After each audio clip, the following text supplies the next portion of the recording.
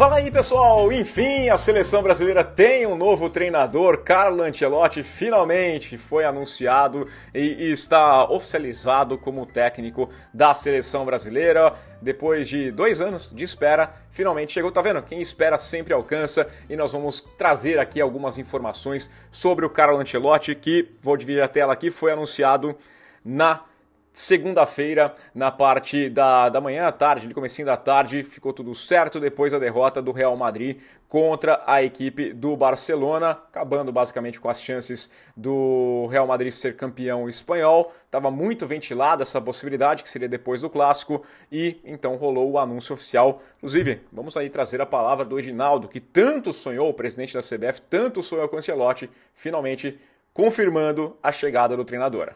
Inicialmente quero expressar meu profundo agradecimento pela paciência e pelo apoio de todos vocês ao longo deste processo.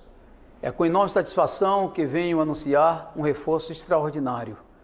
A seleção brasileira mais vencedora da história do futebol mundial será comandada pelo maior treinador do mundo, o italiano Carlo Ancelotti. Nosso novo comandante começará os trabalhos daqui a pouco. No dia 26 de maio, Ancelotti convocará os 23 atletas para os 2 confrontos.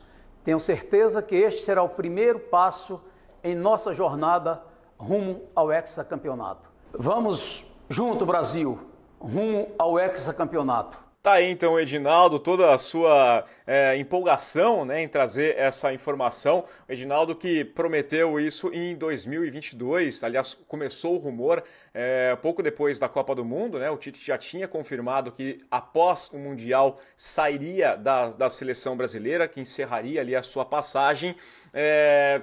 Ficou daquela incerteza de quem seria o treinador. A CBF fez algumas escolhas questionáveis, mas é claro que o Edinaldo torcia para a chegada do Ancelotti e torce muito para que funcione, porque os bastidores estão em polvorosa na CBF e a gente sabe que quando o resultado em campo chega, deixa-se um pouquinho de lado o que se comenta nos bastidores. Como o Edinaldo falou, então, ele segue, né? O Carlo Ancelotti segue como treinador do Real Madrid. Vamos lá colocar na tela aqui, como técnico do Real Madrid, ele segue até o final do Campeonato Espanhol. Real Madrid, que vamos lembrar aqui, né? Foi campeão do Intercontinental, né, do Mundial na última temporada, campeão da Supercopa Europeia, mas caiu nas quartas de final para a equipe do Arsenal, na quarta semifinal da Champions League, está em segundo no Campeonato Espanhol, perdeu, agora 7 pontos atrás do Barcelona, tem 9 pontos em disputa, dificilmente vai conseguir reverter esse cenário. Foi finalista da Copa do Rei, mas perdeu para o Barcelona. Foi finalista da Supercopa da Espanha, mas perdeu para o Barcelona. Então, não é uma temporada maravilhosa aqui do Ancelotti, da equipe do Real Madrid. 3 jogos para encerrar o Campeonato Espanhol. Joga em casa contra o Mallorca, sai contra o Sevilla e fecha em casa contra a Real Sociedad no dia 24 de maio. E aí, no dia 26, então, ele faz a convocação para a seleção brasileira. Carlo Ancelotti, como disse também o presidente da CBF, um dos maiores campeões, né? Um técnico com muito prestígio, 32 títulos, 3 vezes campeão do mundo, ganhou também aqui, 4 vezes, né, campeão, eu tenho o Mundial de Clubes, aqui é o Intercontinental, né, ele ganhou também, então são 4 vezes campeão do mundo, 5 vezes campeão da Liga dos Campeões, campeão italiano com o Milan, campeão inglês com o Chelsea, campeão francês com o PSG, campeão espanhol com o Real Madrid, campeão da Bundesliga com o Bayern de Munique, conquistou títulos nas 5 maiores ligas europeias. Sonho de consumo, e a CBF, depois da Copa do Mundo de 2022, ficou pulando de galho em galho, né? Primeiro tentou lá com o Ramon Menezes por 3 jogos apenas, 3 jogos amistosos, perdeu para o Marrocos lá em março de 2023, ganhou da equipe de Guiné em junho e depois perdeu para Senegal. E aí o pessoal falou, não dá, né? Não tem como ficar com o Ramon, então vamos começar as eliminatórias, vamos atrás de alguém. Quem que era esse cara? Foi o Fernando Diniz, a escolha, então, campeão da Copa Libertadores com a equipe do Fluminense. O Diniz, que passou pela seleção por 6 jogos, foram 2 vitórias, 1 empate, 3 derrotas. Começou muito bem, né? Aquela primeira data FIFA, venceu a Bolívia 5-1. E aí, Ancelotti, pode cumprir o seu contrato, essa foi a fala. Venceu o Peru fora de casa por 1-0. Depois aí as coisas começaram a ir mal, né? Lá em outubro, um empate com a Venezuela, uma derrota para o Uruguai. Em novembro, mais 2 jogos, derrota para a Colômbia e derrota em casa para a equipe da Argentina. E não dá mais, então não tem como ficar o Diniz, vamos atrás de alguém mais definitivo, e a escolha foi por Dorival Júnior, então campeão da Copa do Brasil com o Flamengo, depois com o São Paulo, campeão da Libertadores com a equipe do Flamengo. Vamos atrás do Dorival, e o Dorival ficou por 16 jogos. 7 vitórias, 7 empates, 2 derrotas. Venceu, começou bem também, né? Vitória contra a Inglaterra jogando fora de casa, um jogo amistoso. Empatou com a Espanha, um jogo que o Brasil merecia ganhar, inclusive, né? Foi prejudicado pela arbitragem aqui nesse empate em 3-3.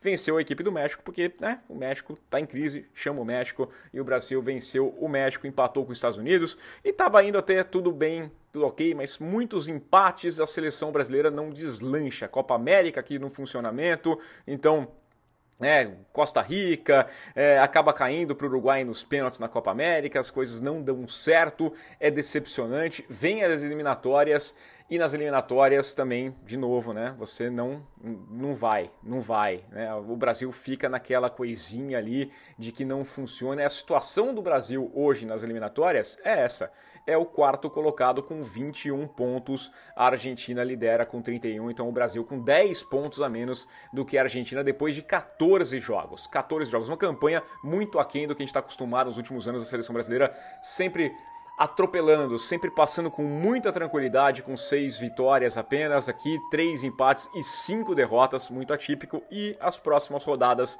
o Brasil enfrenta o Equador no dia 5 de junho e a gente tem a próxima rodada das eliminatórias, o Brasil recebe o Paraguai lá no dia 10 de junho.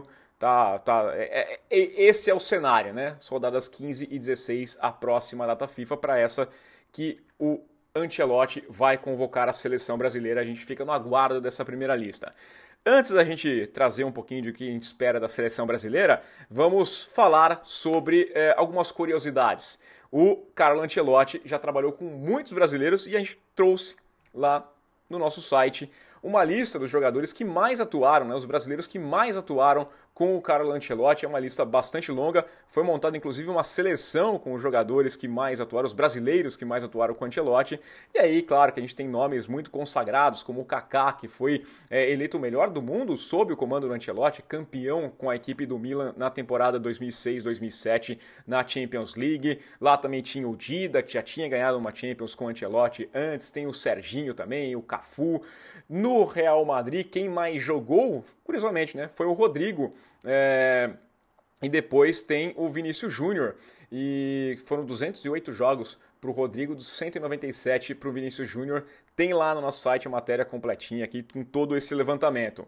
Outra curiosidade, Firpo Nunes. Muita gente caiu nessa besteira de falar que era o primeiro estrangeiro a comandar a seleção brasileira, o Ancelotti. Não é. Ele é o primeiro em muito tempo. Há 60 anos a gente já teve técnicos, né? Aliás, são vários técnicos.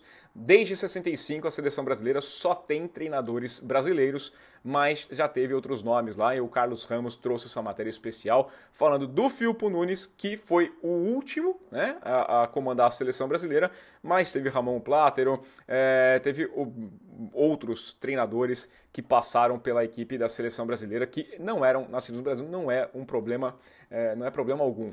E outra curiosidade que vale a pena são 10 transferências inesperadas, treinadores que acabaram saindo de clubes e foram para seleções, outros nomes que se destacaram aqui, por exemplo, o Thomas Tuchel, que é o técnico da seleção da Inglaterra atualmente, ele que não renovou o contrato com a equipe do Bayern de Munique, foi campeão da Champions League também, né, com a equipe do Chelsea, e não vai ficar no Bayern de Munique, decidiu sair e foi para a seleção da Inglaterra. Tem outros nomes também, então são 10 nomes aqui que valem a pena. O Fábio Capello também na equipe da Inglaterra. A Inglaterra busca bastante gente. Roberto Mantini na Arábia Saudita, os times árabes, as seleções mais periféricas do futebol mundial costumam buscar treinadores também. Vale a pena você acompanhar essa matéria especial. E falei já de um texto do Carlos Ramos, mas eu quero falar de análise tática, eu quero descobrir um pouquinho mais de como vai jogar essa seleção brasileira, por isso mesmo vou chamar mais uma vez aqui o Carlos Ramos para conversar com a gente. Diz aí. Pois é, Bellatini, Carlo Ancelotti é o novo técnico da seleção brasileira e a grande questão é como o Brasil vai jogar sob o comando do italiano. Bora se aprofundar um pouco mais sobre isso? Falando de seleção brasileira e o que o Ancelotti pode usar. Acredito que em termos estruturais, ele vai aplicar o 4-4-2 losango. E aí temos duas interrogações de dois jogadores que eu acho que o Ancelotti vai fazer de tudo para recuperar. O Neymar, para atuar na posição de falso 9, como o Jude Bellingham atuou, com mais liberdade posicional. É um jogador que tem mais criatividade que o Jude Bellingham, por exemplo, para atuar mais recuado, mas que também pode aparecer na área para finalizar jogadas. O Vini Júnior e o Rodrigo eles podem fazer novamente uma dupla de ataque. Acredito que o Ancelotti vai aproveitar esse entrosamento que eles tiveram no Real Madrid para fazer uma dupla de ataque. O Casemiro, que fez parte do Triângulo das Bermudas do Ancelotti no Real Madrid, com o Luka Modric e o Toni Kroos, acredito que vai ser um jogador que o Ancelotti vai querer muito recuperar, e é um jogador que vem performando melhor no Manchester United, então acredito que ele vai apostar no Casemiro. E aí dois laterais com características de atacar a profundidade para buscar aquele 3-2-2-3. O Wesley abrindo na direita, com o Arana abrindo na esquerda.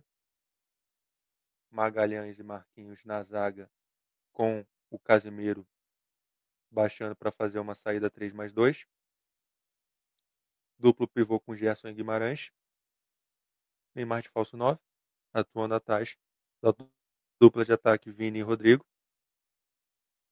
com os laterais dando profundidade. Por enquanto, tudo ainda é teoria, mas mês que vem a gente começa a ter uma ideia maior de como o Ancelotti vai montar a seleção brasileira. Volto contigo, Bellatini.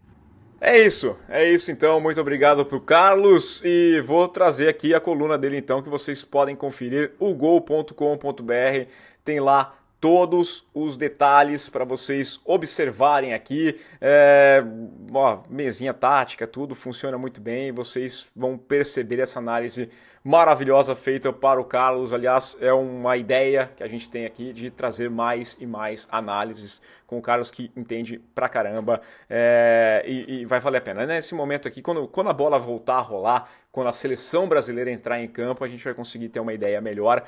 Eu acho que vai dar certo. Eu quero trazer aqui o convite para vocês deixarem aqui embaixo o seu comentário, o que você acha, o que vai acontecer com a seleção brasileira, se vai dar certo, se o Ancelotti vai conseguir repetir o sucesso que encontrou nos clubes ao longo da sua carreira, na seleção brasileira, se dá para acreditar no Hexa, se o problema é elenco, né? Eu quero saber a opinião de vocês. Deixa aqui embaixo nos comentários ali a sua opinião, vá lá no gol.com.br também, dê aquela mexida, aquela fuçada, tenta montar a sua convocação para a seleção brasileira, escale a sua seleção brasileira ideal. Então o que você quer ver agora sob o comando do Carlo Ancelotti? Lembrando sempre que você ajuda demais a gente se você deixar o seu like, se você se inscrever no canal, se você compartilhar também aqui o nosso canal do Gol. É isso, pessoal. Valeu, até a próxima. Aquele abraço.